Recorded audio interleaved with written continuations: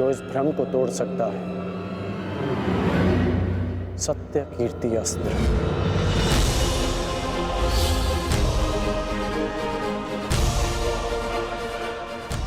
सत्य कीर्ति अस्त्र।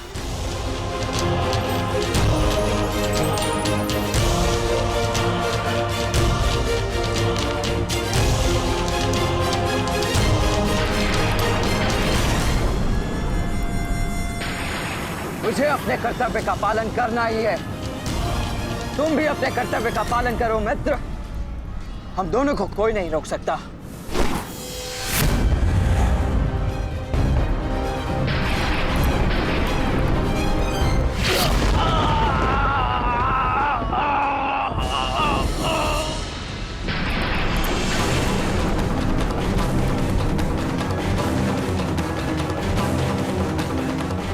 रुक जा वृषसेन, मुझे विवश मत करो।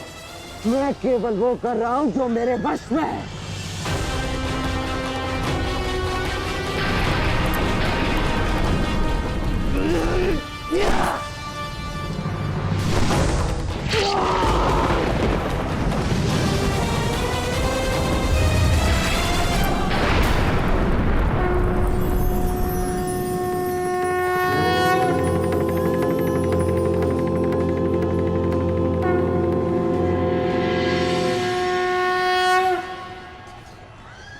अद्भुत। मुझे तुम पर गर्व है पुत्र।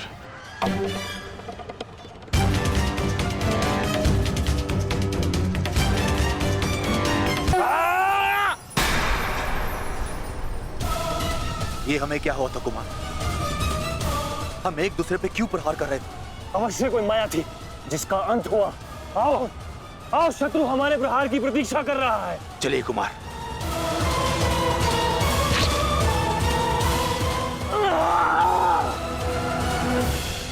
तुम्हारे कौशल और शौर्य को नमन है वृषसेन।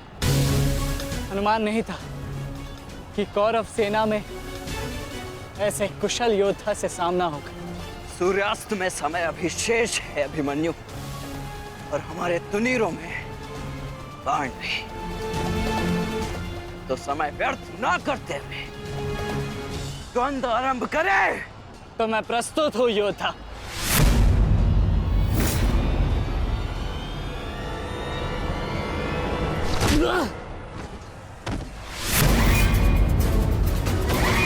तेरे पिता की माया का अंत हुआ बालक, और अब तेरा अंत होगा। या!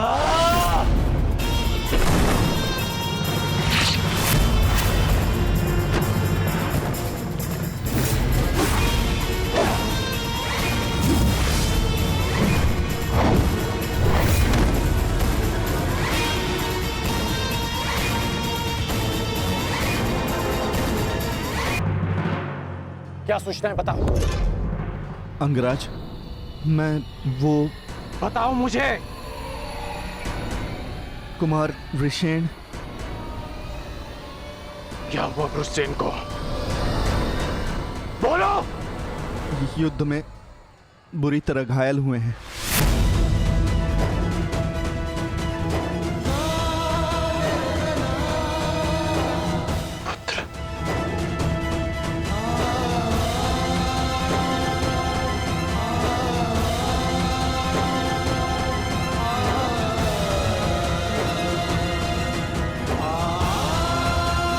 हार तब नहीं होती जब मनुष्य पराजित होता है। हार तब होती है जब वो हार मान जाता है। हार मत स्वीकारना पुत्र। इस कुरुक्षेत्र की भूमि को, इस महाभारत के युद्ध को तुम्हारी आवश्यकता है। अभी बहुत तो शेष है। उठो, अपने क्रोध को, अपने साहस को, अपने विश्वास को एकत्रित करो। उठो और युद्ध करो। उठो पुत्र, उठो पुत्र, उठो पुत्र।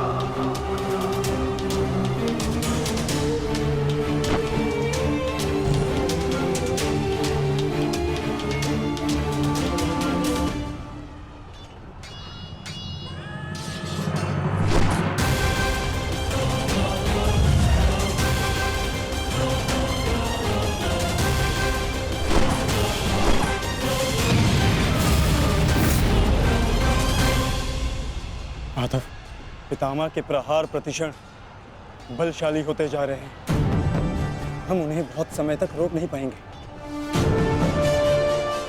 रोकना तो पड़ेगा पार्थ। जितना समय तुम इन्हें रोकोगे उतना समय भीम को मिलेगा कि वो दुर्योधन को परास्त कर युधिष्ठिर के समक्ष आत्मसमर्पण करने को विवश कर सके।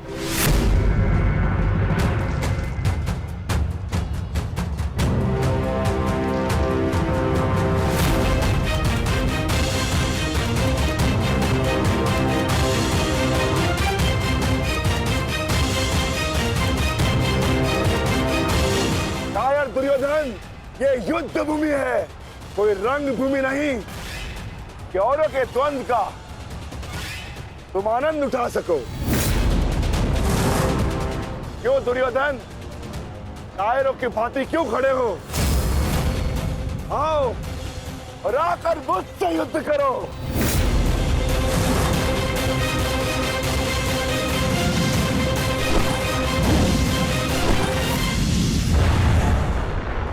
गंगापुत्र, शीघ्रता कीजिए। अर्जुन आपको द्वंद्व में उलझा रहा है। इधर भीम दुर्योधन की ओर बढ़ रहा है। महामहिम, कुछ कीजिए।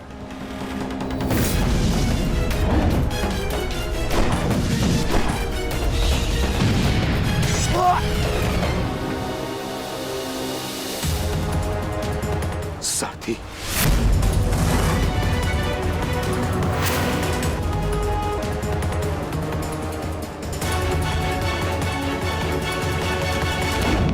सावधान अर्जुन।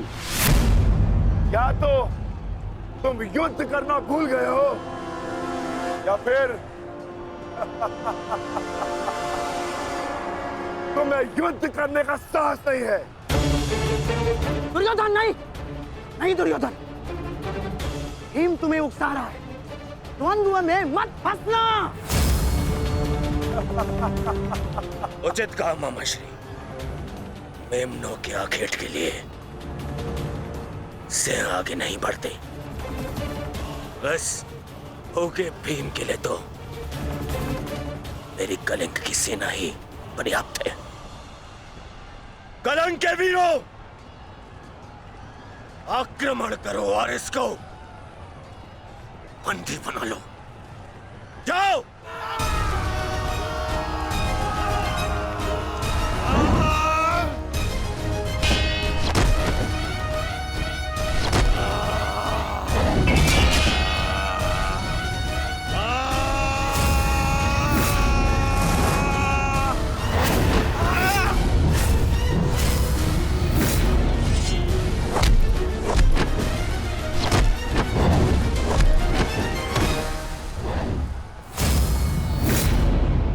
दुर्योधन, बस ये इतने से थे। अरे इनसे तो युद्ध करके मेरे हाथ पैर भी नहीं खुले।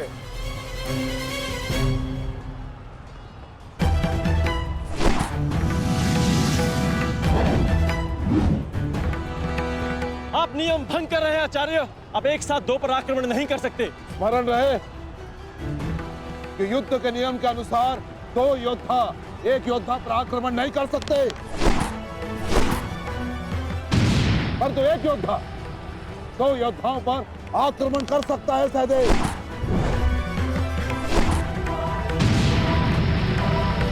क्या करें नकुल? कुछ करना होगा। हमें गुरु दौड़ को रोककर अधिक से अधिक समय भ्राता भीम को देना होगा। युद्ध सभा में चीख चीख कर अपने पौरुष का बखान करने वाले एक नपुंसक के भांति क्यों खड़े हो? अब किसे लाओगे अपनी ढाल बनाकर?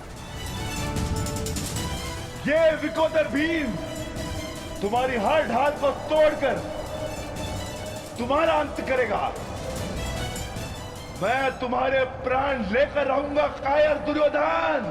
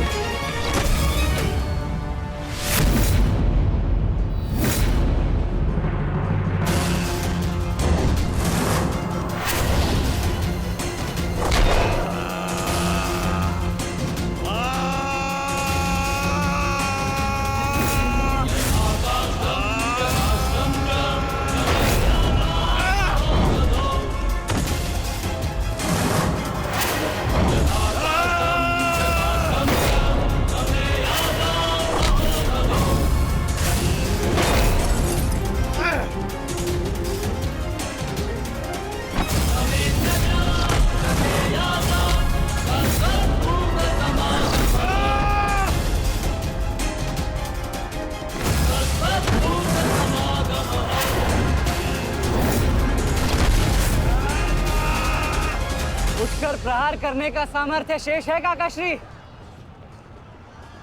या पराजय स्वीकार करते हैं? जय और पराजय की चुनौती बराबरी के योद्धाओं को दी जाती है बालक।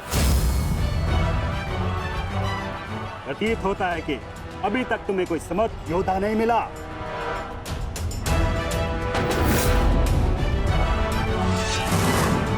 मैं शब्दों के बाण नहीं चलाता नानाश्री। अच्छा, तो युद्ध करो या समर्पण करो।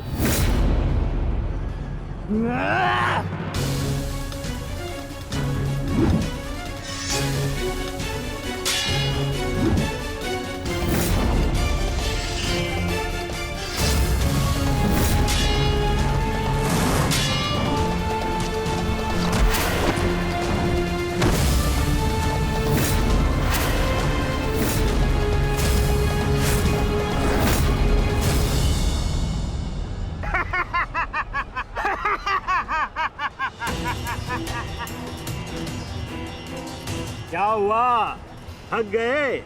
अरे ये उस मूर्ख विराट पुत्र उत्तर की संगति का प्रभाव है। ये उसे भी यही लग रहा था कि मेरे समक्ष वो कुछ कर दिखाएगा, और मूर्ख मृत्यु को प्राप्त हो गया। मृत्यु को चींटी की भांति इन्हीं हाथों से मसल दिया मैंने उसे। पीछे हट जाओ अभिमन्यु, अन्यथा उत्तर से कहीं पीड़ादायक मृत्यु मिलेगी, मृत्यु। तो ये समझिए कि आज उत्तर का प्रतिशोध पूर्ण होगा।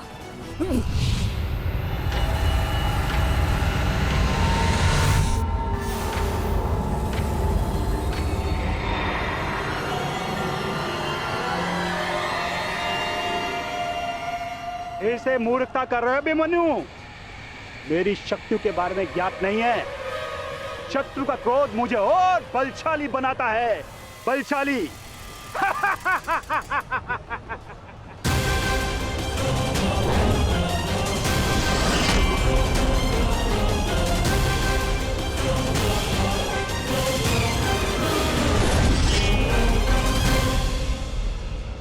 इतना ललकारने के पश्चात भी तुम रथ पर छिप कर बैठे हो दुर्योधन। मैं भी कैसा मूर्ख हूं, एक नपुंसक के वध की प्रतिज्ञा कर बैठा। आज तुमने यह सिद्ध कर दिया कि तुम एक क्षत्रिय नहीं बल्कि एक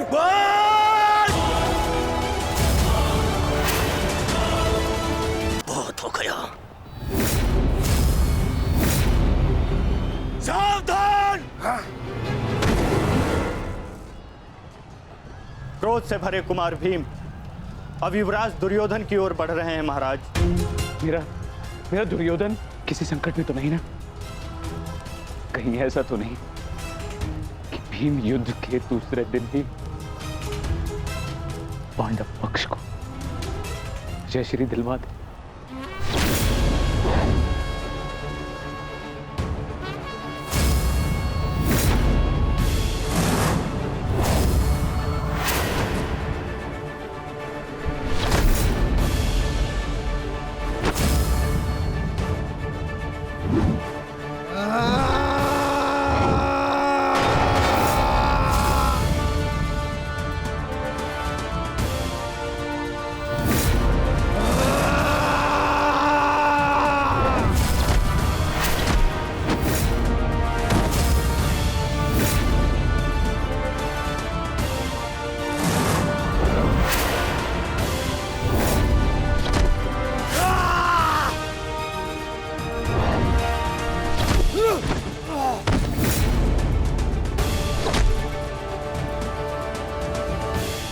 दुर्योधन मारो!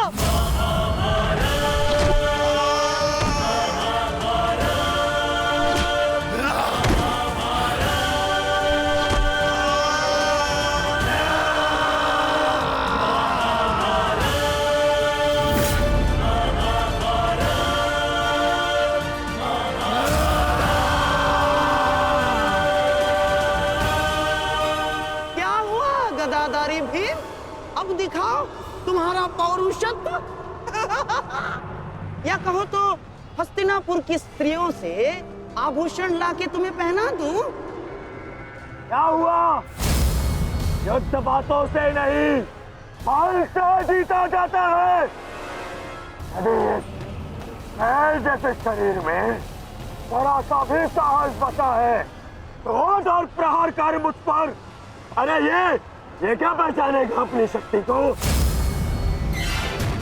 इसे कैसे मैंने वस्त्र और आभूषण रहित करके उन शास्त्रों के मध्य बिठा दिया था मैंने।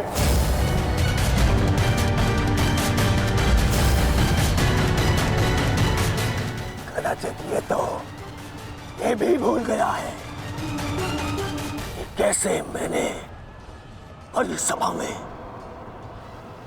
उस दासी द्रौपदी को उसका उचित स्थान दिखाया था।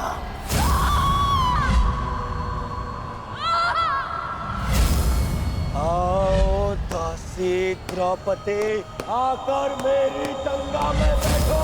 आओ, वस्त्र हरण करो इस दासी का।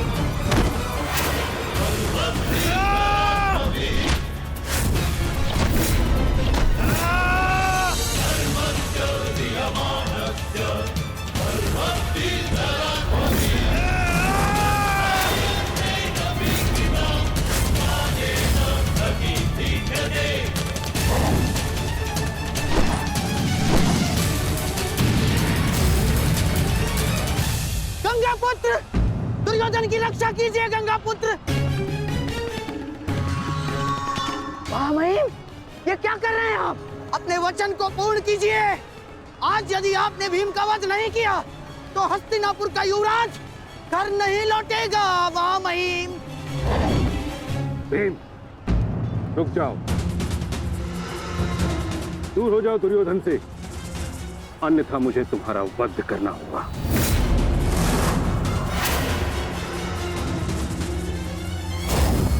सावधान पितामह, यदि आपने भ्राता भीम पर प्रहार किया तो मुझे विवश होकर आप पर बाण संधान करना होगा। हट जाओ भीम। क्षमा चाहता हूं पितामह, आप अपना वचन पूर्ण कर रहे हैं तो मुझे भी अपनी प्रतिज्ञा का मान रखना है। आज मैं इस दुर्योधन का वध तो करके ही रहूंगा, चाहे इसके लिए मुझे स्वयं के प्राण क्यों न गंवाने पड़े।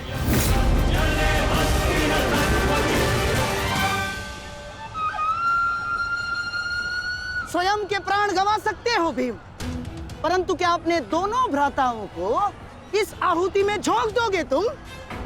तुम्हारी इस भूल का फल नकुल और सहदेव को भुगतना होगा भीम। जरा देखो उधर।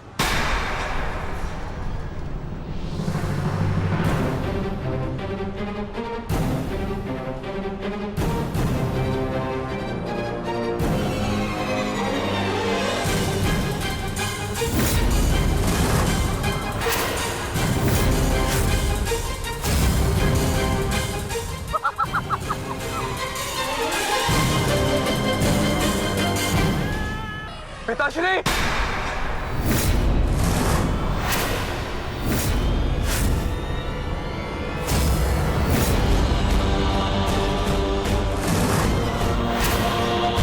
शस्त्र को नीचे करिए द्रोण। अन्यथा सदैव के लिए पुत्र से हाथ खो बैठोगे।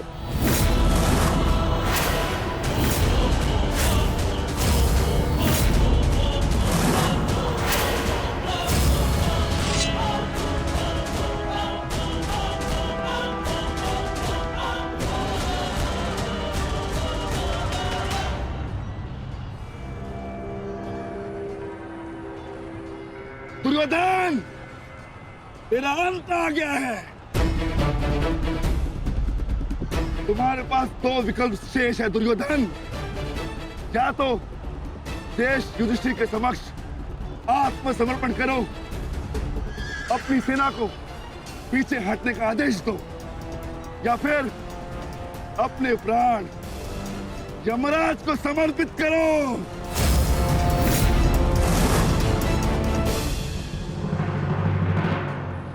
मारो भीम, मारो! शीघ्रता करो भीम! इतनी भी क्या शीघ्रता है राजकुमार युधिष्ठिर?